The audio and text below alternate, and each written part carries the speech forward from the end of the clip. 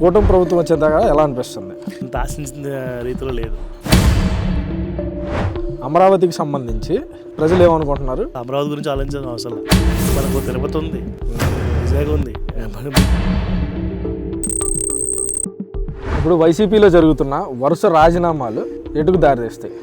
ఇప్పుడు మనమేమో రాజీనామాలు అంటాం, ఆడుకోడు కార్యకర్తలేమో ప్రక్షాళన అంటారు.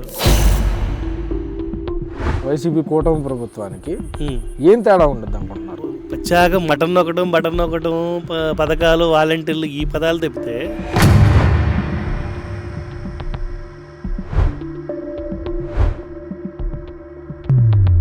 అన్న మీ పేరన్నా? నా పేరు కొండవీడి యోగేశ్వర్. ఎవరు? రేపల కాన్స్టిట్యున్సీ. కూటమి ప్రభుత్వం వచ్చేదాకా ఎలా అనిపిస్తుంది? కొన్ని శాఖలు బాగానే పనిచేస్తున్నాయి, కొన్ని శాఖలు అంత ఆశించిన రీతిలో లేదు. అవునా? వైఎస్ఆర్సీపీ అయితే అడుగుతుంది సూపర్ 6 ఇంకా పెట్టలేదు అని చెప్పేసి, దానికి ఏమంటారు? జరుగుతూ ఉంటాయి, వాళ్ళు చేసిన పెంటకి ఒక్కొక్కటి చేసుకుంటూ వస్తున్నారు. జరుగుతూ ఉంటాయి, జరగకుండా ఉండవు, చేసుకుంటూ వస్తారు.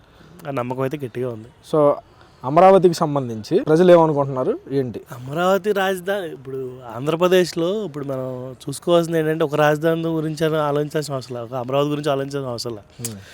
బయట స్టేట్లు వేరు, మన స్టేట్లు వేరు, మన ఆంధ్రప్రదేశ్ రాష్ట్రం వేరు. ఎందుకంటే మనకు తిరుపతి ఉంది, మనకు వైజాగ్ ఉంది.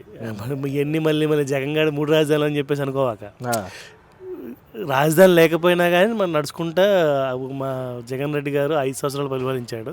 ఇప్పుడు దీనికి నిధుల కేటాయింపులు కానీ అన్నీ చేసి సాఫ్ట్వేర్ కంపెనీలు రావటం కానీ, ఇండస్ట్రీ బిల్డ్ రావటం కానీ సిస్టమేటిక్గా ఇప్పుడు ఈ 5 ఏళ్ళు అమరావతి అయితేనే గట్టి నమ్మకం అయితే ఉంది. ఇప్పుడు వైసీపీలో జరుగుతున్న వరుస రాజీనామాలు ఎటుకు దారితీస్తాయి? ఇప్పుడు మనమేమో రాజీనామాలు అంటాం, ఆడుకోడు కార్యకర్తలేమో ప్రక్షాళన అంటారు. విజయసాయిరెడ్డి అభిమానులు ఏమో ఎందుకు వెళ్ళిపోయి అంటారు, వ్యతిరేకులేమో ఆడిపోయాడు పార్టీ బాగుపడింది అంటాడు.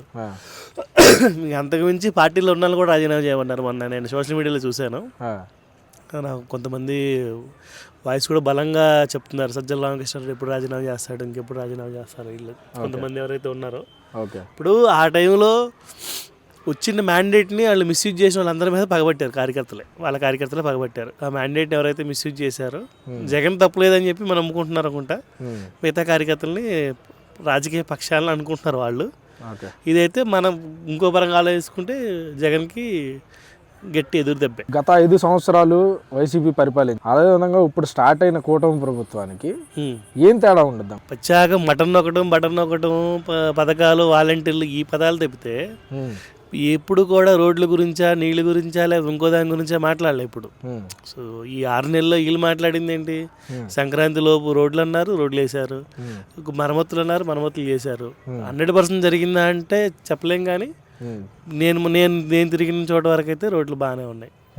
కొన్ని దగ్గర మరీ భయంకరంగా ఉన్నాయి, కానీ కొన్ని అన్ని 90% లేదు, 90 కూడా ఇంకో 75 to 80% అంటే 6 నెలలు 80% చేశారంటే 5 సంవత్సరాలు 100% అయిందిగా. మరి ఇప్పుడు చంద్రబాబు నాయుడు గారు, లోకేష్ గారు వెళ్ళి దావోస్ పర్యటన చేసుకొచ్చారు. దానికి సంబంధించి అమరావతి రూపురేఖలు ఈ దావోస్ పర్యటనతో మారుతాయా లేదా ఇంకా టైం పట్టిద్దా? ఇక్కడ ఆంధ్ర రాష్ట్రం అన్నది ఒక సామెత ఉంది. ఈవెన్ నేను బయట తిరుగుతూ ఉంటాను, ఏమంటారు, ధనికులతో కూడిన పేద రాష్ట్రం. ఓకే, ధనికులు అంటే ఎవరు? సాఫ్ట్వేర్లకి ప్రపంచానికి ఇచ్చింది ఆంధ్ర వాళ్ళు ఎక్కువ. ఓకే, ఎక్కడ ఏ దేశంలో చూసుకున్నా కానీ, ఎక్కడ చూసుకున్నా కానీ తెలుగు వాళ్ళు ఎక్కువ, దానిలో ఎక్కువ మెజారిటీ ఆంధ్ర పరంగా వచ్చిన వాళ్ళు ఎక్కువ.